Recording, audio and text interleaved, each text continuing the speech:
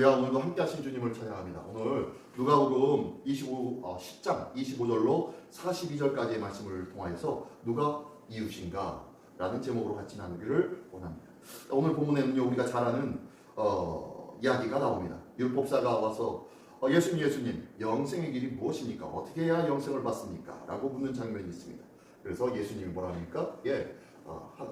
율법에는 뭐라고 얘기했느냐? 그러니까 하나님 사랑 이웃 사랑입니다. 그랬더니 그래, 그럼 너도 하나님 사랑하고 이웃을 사랑해라 라고 합니다. 그랬더니 이웃을 어떤 사람이 이웃입니까? 라고 물어본 장면과 또 한 가지는 우리가 잘 아는 또 얘기죠. 마르다와 마리아의 집에 방문하는데 마르다는 열심히 예수님을 드실 것을 준비하는데 마리아는 예수님 발치에 앉아서 예수님의 말씀만 듣고 있으니까 여기에 문제가 생겼고, 이에 대해서 나오는 이야기입니다. 자, 이런 이야기인데 오늘 본문의 말씀에 두 가지의 이야기가요 거의 연결되어 있습니다. 자, 한번 보겠습니다. 율법교사가 일어나서, 아마 율법교사라고 했으니까 바리새인 정도 되지 않았을까 싶습니다. 바리새인 정도 되지 않았을까 싶은데, 이 사람이 하나님의 말씀을 잘 아는 사람이고 많은 사람들에게 말씀을 가르치는 사람이었어요. 그죠? 이렇게 말씀과 굉장히 밀접한 관계가 있었던 사람이 예수님 앞에 나와서 예수님을 테스트하는 걸 시험하려고 예수님 앞에 물어봅니다. 예수님, 내가 무엇을 해야 영생을 얻겠습니까? 라고 얘기합니다. 다시 한번 이 사람의 질문을 보십시오. 뭐라고 했다고요? 내가 무엇을 하여야 영생을 얻으리까? 라고 합니다. 이 사람 뭐 하는 사람이라고요? 율법교사예요. 율법교사. 율법에 대해서는 거의 나름대로 능통했다고 생각한 정도로 율법하고 굉장히 밀접한 관계에 있는 사람입니다. 이 사람이 율법에는 뭐라고 기록됐는지 몰라서 물어봤을까요? 지금 뭐 하려고 예수님한테 물어봤다고요? 예수님을 시험하려고 물어봤대요. 근데요, 이 질문에는 이렇게 질문합니다. 내가 무엇을 해야 영생을 얻겠습니까? 자, 여기서 이 사람이 강조하려고 하는 것이 영생인데, 영생하려면 어떻게 해야 됩니까? 어떤 일을 해야 합니까? 라고 묻습니다. 그러니까 무엇을 해야 하냐고? 그래. 그러면은 율법에는 뭐라고 기록되어 있느냐 하면 예수님께서 다시 질문합니다. 그랬더니 율법에는 네 마음을 다하여 목숨을 다하여 힘을 다하여 뜻을 다하여 주 너의 하나님을 사랑하고 내 이웃을 내 자신과 같이 사랑하라고 하였습니다. 라고 하니까 예수님이 그래 잘 아는구나 그래 맞아 그러면 너도 그렇게 해 라고 하는 거예요. 율법 교사는 다 알고 있었어요. 다 알고 있었는데 예수님은 뭐라 그래요? 그러면 해 라는 거예요. 그렇다면 예수님은 지금 이 율법 교사에게 지금 뭐라고 얘기하는 거예요? 너희가 지금까지 하고 있었다, 하지 않고 있었다, 하지 않고 있었다는 거예요. 무슨 소리일까요? 그러면서 이 소리를 딱 하니까 살짝 기분이 나쁜 거예요. 그러면은 누가 내 이웃입니까? 라고 다시 한번 이 율법교사가 질문을 하네요. 그랬더니 예수님께서 이제 비유를 얘기하십니다. 자, 어떤 사람이 예루살렘에서 여리고로 내려가다가 강도를 만나서 옷을 벗기고 거의 때려 죽게 되어진 것을 버리고 그냥 갔다. 근데 마침 그 옆을 지나가는데 누가 지나갔냐? 제사장이 지나갔다. 그리고 제사장이 그걸 보고 그를 도와주지 않고 그를 피해서 지나갔다라는 거예요. 제사장이 지나갔대. 두 번째는 누가 지나갔어요? 레위인이 지나갔대요. 자, 지금 제사장도 레위인도 이 사람은 뭐 하는 사람들이에요? 율법을 행하는 사람들이에요. 그죠? 하나님의 말씀을 행하는 사람들이에요. 하나님의 말씀대로 하나님 앞에 제사를 드리기 위해서 율법에 매여서 살고 있는 사람이에요. 레위인도 역시 마찬가지겠죠? 자, 이 율법교사에게는 자기도 율법에 매여 있고 이 제사장과 레위인도 율법에 매여 있어요. 근데 율법에 매여 있지만 이 사람들은 지금 어떻게 하고 있습니까? 거의 죽게 된 이 감동하는 사람을 보니까 어떻게 해요? 그를 보고 피하고 갔고 레위인도 피하고 지나가 버렸대요. 근데 마지막에 한 사마리아 사람이 있는데 거기서 사마리아 사람이 갑자기 등장합니다. 이 레위인, 제사장, 그리고 사마리아 사람들 사람, 이거는 전혀 다른 질의 사람입니다. 왜냐하면 하나님의 율법 안에 있는 사람이 제사장과 레위인이라면 하나님의 율법 밖에 있는 사람이 바로 이 사마리아 사람이거든요. 돼지처럼 여겼고 하나님의 백성이 아니다 라고 여겼던 사람들이 바로 이 사마리아 사람들이었거든요. 그러니까 이 하나님의 율법 밖에 있는 사람이 어떻게 해요? 마지막에는 그를 불쌍히 여겨서 그를 도와주는데, 도와준 일들이 보십시오. 34절과 35절에 보니까 재밌는 표현이 있고, 또한 이 표현에 대해서 많은 이런 해석 저런 해석을 많이 하는데요. 이렇게 해석을 많이 하죠. 34절 35절 보면은 가까이 가서 기름과 포도주를 그 상처에 붓고 싸매고 자기 짐승에 대고 주막으로 내려가서 가서 돌봐 주니라 라고 하면서 얘기합니다. 그리고 이튿날 그가 주막 주인에게 데나리온 2를 주어 그리고 이르되 이 사람을 돌보아주라, 비용이 더 들면 내가 돌아올 때 갚으리라 하고 갔다 라고 하면서 마지막 사마리아 사람을 이야기합니다. 이 마지막 사마리아 사람을 가리켜서 우리는 선한 사마리아인이라고 많이 표현을 합니다. 그죠? 이 선한 사마리아 사람을 가리켜서 우리는 누구라고 얘기해요? 누가 이 비유가 된 사람이 누구예요? 이 선한 사마리아 사람이 바로 예수님이죠. 예수님이 선한 사마리아 사람이죠. 왜냐하면 예수님은 율법 밖에 있는 자로 여겨짐으로 인하여서 율법을 망가뜨리는 자로 여겨지면서 십자가에 매달려 죽였잖아요. 그죠? 그러니까 이 사마리아인은 바로 예수님을 의미한다라고 이야기합니다. 그러면서 34절 35절의 내용에 보니까 기름과 포도주로 그 상처를 붓고 싸매어 상처에다가 뭘 부었다고요? 기름과 포도주. 예. 포도주는 소독하기 위해서, 그리고 기름은 어떻게요? 상처가 더 이렇게 하지 않기 위해서. 아무튼 이렇게 했는데, 기름은 성령을 의미하고 포도주는 예수님의 보혈을 의미하죠. 그래서 보혈과 성령으로 말미암아 우리의 영혼이, 우리 상한 영혼이, 우리 죽었던 영혼이, 그리고 죽을 수밖에 없는 영혼이 치유받고 회복되어질 수 있었다라고 하면서 비유로 그렇게 이야기하기도 합니다. 아무튼 이 선한 사마리아인이 그렇게 가지고 어디로 내려갔어요? 네, 주막으로 내려갔대요. 주막. 그래서 이 주막을 또 교회라고 표현하기도 합니다. 교회 안에서 잘 머물러 있으라고 얘기합니다. 그리고 난 다음에 이 선한 사마리아인이 어떻게 합니까? 주막으로 데려가서 그를 돌봐 주는데, 이튿날 그 다음날 그 주막 주인에게 뭐라고 그래요? 데나리온 2를 주고 내가 다시 돌아올 텐데 그때 더 비용이 들면 갚아줄게 라고 하면서 떠나는 거예요. 얼마를 주었다고요? 데나리온 2를 주었대요. 자, 이 사람을 선한 사마리아인이 이 도둑 많은 강도 많은 사람을 데리고 와가지고 그날 기름과 포도주로 싸매주고 보호해주고 있다가 그날 하루죠. 그 다음 날 가면서 데나리온 2를 줬어요. 데나리온은 한 사람의 하루 품삯이 한 데나리온이었어요. 그래서 2 데나리온이라 하면 이틀의 품삯이에요. 이틀 품삯. 그래서 지금 누구예요? 이 선한 사마리아 사람이 이틀 거를 주는 거예요. 자, 하루 있었고 그 다음 날과 그 다음 날 이틀 몫을 이 주인에게 주면서 언제 돌아오겠다는 거예요? 3일째 되는 날 다시 내가 돌아올 거야 라고 약속하는 거예요. 그렇게 하면서 2 데나리온을 주고 갔다. 그래서 예수님은 3일째 오시는 분이시다. 그래서 예수님이 며칠 만에 부활하셨죠? 예, 3일 만에. 예, 그러면서 이제 이렇게 비유를 이렇게 표현하기도 합니다. 어쨌든 이렇게 표현하는데 이게 바로 이제 예수님께서 우리를 싸매어 주시고 고쳐 주시고 회복 주시고 해 주시고 그리고 다시 오셔서 우리를 우리의 부족한 부분이 있다면 더 채우시고 이끌어 주시고 인도해 주시고 함께 해 주신다라는 그런 영적인 의미다라고 하면서 우리가 그렇게 듣고 있었습니다. 자, 어쨌든 그런 내용이도 어쨌든 간에 이러면서 이제 선한 사마리아인의 이야기를 해줍니다. 자, 그러고 난 다음에 이런 얘기를 다 해주고 난 다음에 36절 37절에 보니까 예수님이 그럽니다. 자, 율법교사인 너는 이 세 사람 중에서 어떤 사람이 그 강도 만난 자의 이웃이 되겠느냐? 라고 묻습니다. 그랬더니 이 사람이 대답하기를 예, 자비를 베푼 자입니다. 라고 대답합니다. 왜 이렇게 대답했을까요?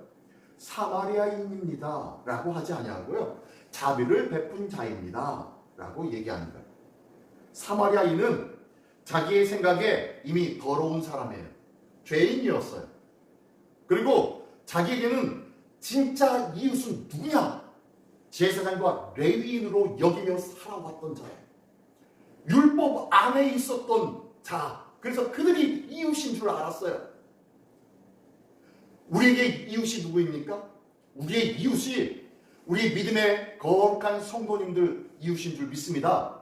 그런데요, 그것으로 끝나면 안 된다는 거예요. 지금 예수님이 그러면서 자비를 베푼 자니이다 라고 합니다. 그랬더니 그래 맞다 하면서 마지막에 뭐라 하면 가서 너도 그와 같이 하라, 이와 같이 해라 라고 얘기합니다. 다시 한번 얘기하면 이 율법교사는 누가 우리의 이웃입니까? 라고 물어봤더니 예수님은 뭐라고 그래요? 너의 참 이웃이 누구인지 찾지 말고 너는 이웃이 되라 라고 말씀하고 있는 거예요. 우리는 늘 우리의 이웃을 찾고 있어요.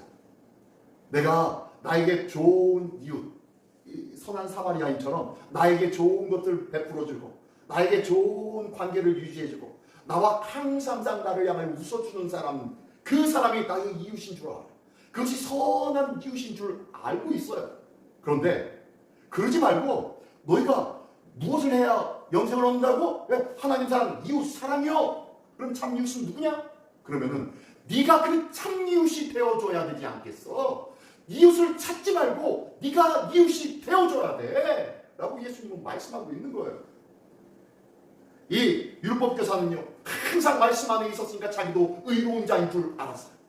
그리고 제사장과 레위인도요, 항상 율법 안에 있었으니까 그도 의로운 자인 줄 알았어요. 그래서 그들이 진짜 자기에게 이웃인 줄 알았어요. 그러니까 그들과 함께 교제하며 지냈어요. 자기들끼리. 그런데 예수님은 뭐라고 하세요? 아니. 그게 이웃이 아니라 네가 이웃이 되어줘야지 라고 말씀하고 있는 거예요. 예수님이 그래서 직접 목숨을 버려 우리의 참 이웃이 되어주신 줄 믿습니다. 십자가를 통하여서 우리의 진짜 이웃이 되어주셨다는 거예요. 모든 것을 다 내어주고 참 이웃이 되어준 것처럼 너희도 이제는 이웃을 찾지 말고 네가 이웃이 되어줘야 된다라고 말씀하고 있는 거예요. 오늘도 참 이웃으로 승리하는 우리 모두가 되시기를 예수님의 이름으로 축원합니다. 그러면서 38절부터 42절까지는 또 마르다와 마리아의 이야기를 합니다. 마르다와 마리아의 이야기 우리가 잘 아는 것처럼요. 자, 예수님을 영접한 사람이 누구입니까? 예수님을 영접한 사람은 마르다예요. 보니까 38절에 이렇게 말씀하고 있네요. 그들이 길 갈 때에 예수께서 한 마을에 들어가심에 마르다라 하는 이름하는 한 여자가 자기 집으로 영접하라. 누구를 영접했어요? 예수님을. 누가? 마르다가. 그래서 예수님 영접하여서 이제 막 분주해졌습니다. 예수님에게 좋은 것을 대접하기 위해서. 그런데 이 마르다의 여동생을 보십시오. 마르다의 여동생이 보십시오. 39절 보니까 그에게 마리아라 하는 여동생이 있어 주의 발치에 앉아 그의 말씀을 듣더니, 자, 마리아는 어디에 있었다고요? 주님의 발치에 앉았대. 자, 우리 말씀 계속해서 얘기했죠. 누구의 발 아래에 있다, 누구의 발치에 있다. 뭐 한다는 사람이에요? 뭐 하는 사람이요? 그분의 말씀을 듣는 사람, 그분의 다스림을 받는 사람, 그분의 말을 온전히 수용하고 받아들일 준비가 되어 있는 사람이 바로 주의 발치에 앉아있는 사람이라고 했죠. 자, 이렇게 두 자매가 나뉘어졌어요. 나뉘어지니까 마르다가 짜증나는 거예요. 아니, 난 이렇게 분주한데 동생이라는 쟤는 남자들과 함께 대화하고 있는데 그 끝에 예수님 발 뒤에 앉아가지고 예수님의 말씀만 듣고 있네. 그러니까 화가 나서 예수님 앞에 예수님 이렇게 분주한데 쟤 좀 불러가지고 좀 저를 도와주게 좀 해주십시오 라고 했더니 예수님께서 마르다야 라고 부르시는 줄 알았더니 그렇지 않았어요. 뭐라고 불러요? 마르다야 라고 조금씩이나 연거법을 뭐요? 간절히 부르는 거예요. 아주 중요한 마음으로 부르시는 거예요. 아주 중요하게 부르는 거예요. 아니야 마르다야. 아니야. 너 정신 차려. 그거 아니야. 네가 해줄 거는 여러 개의 음식 필요 없어. 한 가지만 간단하게 차리면 돼. 저는 말씀 듣는 자리, 그 자리에 있으니까 저가 참 좋은 편을 택하였단다 라고 말씀합니다. 근데요, 거기까지는 알아요. 근데 마지막에 뭐라고 합니까? 42절 다시 한번 읽어볼게요. 몇 가지만 하든지 혹은 한 가지만 하더라도 족하니라. 마리아는 이 좋은 편을 택하였으니 어떻게 된다고요? 빼앗기지 않으리라. 빼앗기지 않으리라. 이 얼마나 대단한 은혜입니까? 말씀을 듣는 자는요 절대로 빼앗기지 않는데요. 하나님의 말씀으로 채움받은 자는 절대로 이 말씀이 그저 그걸로 듣는 것으로 끝나지 않는다는 거예요. 반드시 그 말씀이 살아서 역사여서 30배, 60배, 100배의 열매를 반드시 맺으며 네 눈앞에 보여지지 아니하더라도 너의 영원한 생명을 보장하게 하는 것이 바로 이 말씀이다 라고 하면서 영원히 뺏기지 않는데요. 믿음은, 우리는 구원은 믿음으로 말미암은 줄 믿으시기 바랍니다. 근데요 이 믿음은 어디에서 난다고요? 들음에서 나며 들음은 그리스도의 말씀으로 말미암은 줄 믿습니다. 이 마리아는 예수님의 발치에 앉아서 예수님의 말씀을 들었어요. 어떤 말씀? 영원히 빼앗기지 않는 말씀. 우리가 하나님 앞에 드리는 것, 우리가 헌신하고 봉사하는 것, 화려하고 많이 하고, 그리고 교회 사역 굉장히 화려하고 굉장히 멋진 일들을 하면 좋지요. 하지만 그것보다 더 중요한 것이 뭐냐? 말씀으로 가득하고 말씀으로 채워지는 일들이 교회가 해야 할 일들이라. 교회의 말씀이 사라지는 이 시대에 교회에 껍데기만 남아서 화려하게 뭔가 하고 이슈가 되어지고 그리고 뭔가 행사만 크게 만드는 이 시대에 많은 교회 속에 지금 대한민국이 어떻게 되었습니까? 지금 대한민국 교회도 지금 두 갈래로 갈라졌잖아요. 하나는 윤석열 대통령 편, 하나는 민주당 편 하면서 지금 두 갈래로 갈라져가지고 지금 기독교가 심각한 상태. 이게 뭔 일입니까? 이게 참 말씀이 없어서 그렇습니다. 말씀이 없는 교회들이 너무 많아요. 말씀이 있을 때 그것이 중요한 거예요. 갈라짐이 아니라 말씀은 하나 되게 하시는 은혜가 있는 줄 믿습니다. 말씀은 하나 되는 역사가 나타나게 될 줄 믿습니다.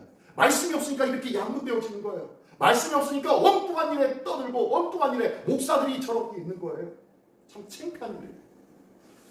하나님의 말씀으로, 영원한 하나님의 말씀으로 채워지는 든든한 영원히 변하지 않는 구원의 말씀으로 채워받는 우리 모두가 되시기를 예수님의 이름으로 축원합니다. 이 율법교사가 제대로 알지 못하는 말씀, 율법교사가 나의 이웃은 하나님의 말씀, 율법 속에 있다고 생각한 사람들만 있었어요. 자기가 의롭다고 생각한 내 판단 속에 있었던 사람들이 자기의 이웃인 줄 알았어요. 그러나 하나님의 말씀을 듣게 된 자는 자기가 이웃이 되어주는 자가 되었고, 그리고 그 말씀을 사모하고 그 말씀 안에 있는 자가 영원한 생명 안에 거하는 자라고 말씀이 주고 있는 것이 오늘 본문의 말씀이 주고 있습니다. 이 말씀을 기억하며 오늘도 주의 말씀편에서 승리하는 우리 모두가 되시기를 예수님의 이름으로 축원합니다. 기도하겠습니다.